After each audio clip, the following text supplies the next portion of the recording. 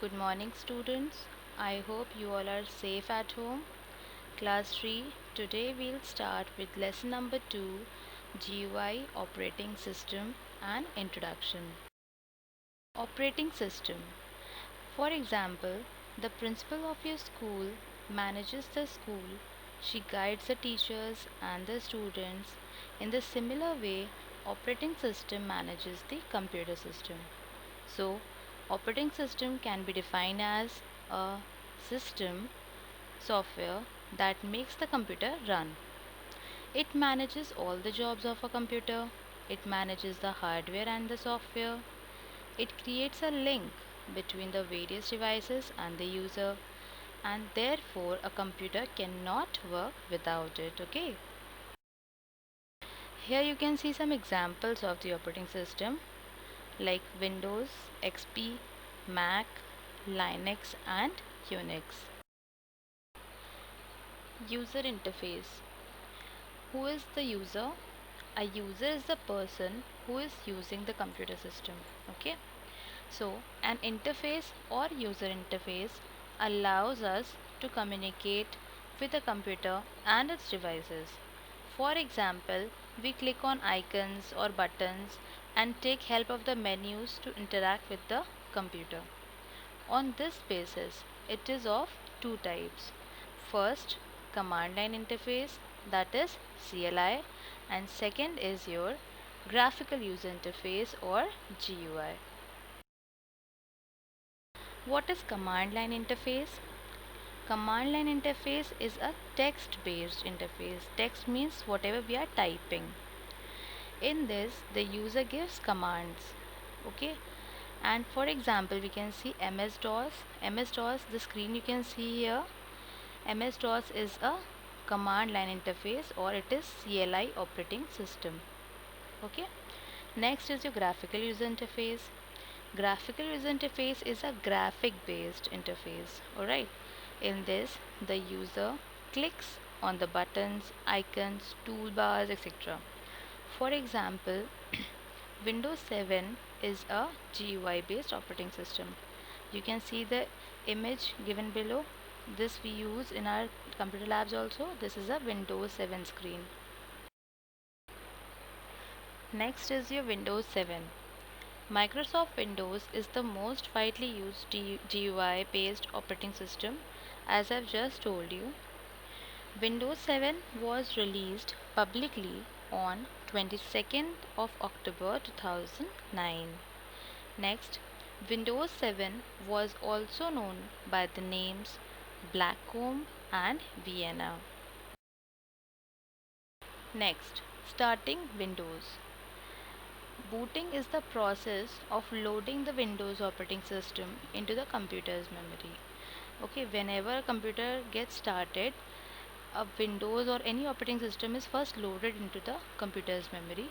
So that process of loading the operating system into the computer's memory, especially in case of Windows, it is called booting. Okay, it takes two screens to start the Windows. First is your booting screen. This is the first screen that appears when the computer is turned on. After this, second screen comes, that is your welcome screen. This screen appears followed by the main screen. So first the booting screen will come, then welcome screen will come, and then finally your desktop or the main screen will appear. Here you can see in the image booting screen and your welcome screen. Next is your desktop and its components. Desktop is the first main screen that appears after the Windows operating system is completely loaded. As you can see in the image, we have seen this image on the desktop, right? Where we have some small pictures, and these pictures are called icons. Okay. So next thing is icons. Icons are the small labeled pictures present on the desktop. As you can see here, I have marked these icons. First is your folder, then next is your computer icon, then next is your recycle bin icon, then next is your Google Chrome, and one more is there, Internet Explorer. All these are icons These are the small labeled pictures present on your desktop. Operations on icons. We can perform many operations on the icons, like selecting an icon. Selecting an icon means selecting only one icon at a time. Next is selecting multiple icons. Selecting multiple icon means we can select more than one icons.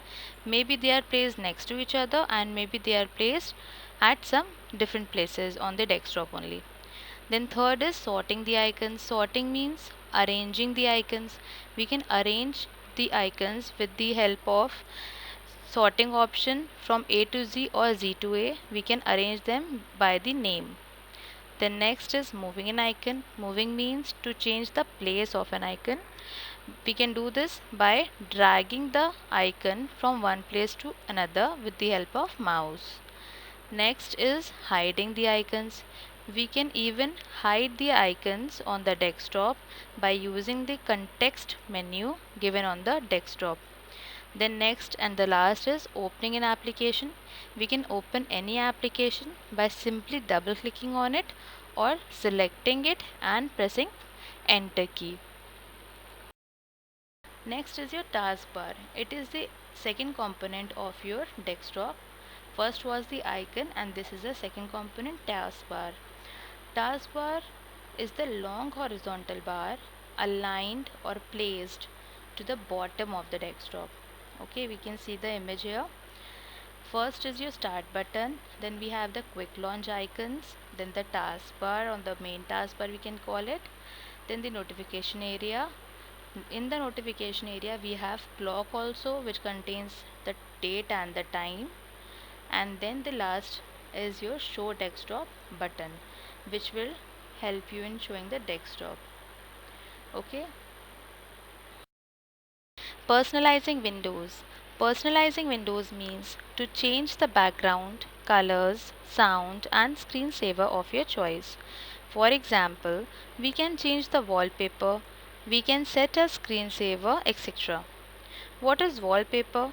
The pictures or the still images that can be used as your desktop background are called wallpapers. And what is screensaver? A screensaver is an image or moving image like animation that fills the screen when the computer is on but is not used for some time. Next is your power modes of a computer.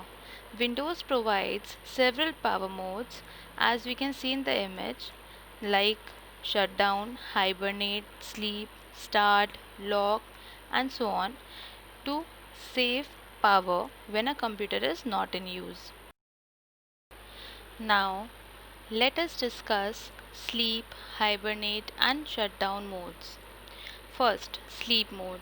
It is useful when computer is not to be used for a short period of time, like 5 minutes, 10 minutes.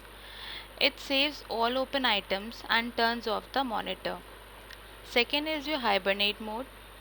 It is useful when computer is not to be used for a longer period of time, like maybe half an hour or 1 hour. It saves all the open items and turns off the computer. Third is your shutdown. It is useful when computer is not to be used for a large period of time, like maybe 4 to 5 hours we can say. This mode shuts down the computer completely after closing all open applications and the documents. Next is your safe mode and normal mode. Safe mode, this is a way to load Windows when there is any problem or virus. This mode is used to find and repair the errors in the computer. Desktop appears in solid black color in this mode. Okay. The next is your normal mode. This is the normal working mode which we use. The desktop appears with colored background of our choice, and all the files and applications works properly in this mode. Okay. Now you will read the chapter thoroughly. Okay. Thank you, class.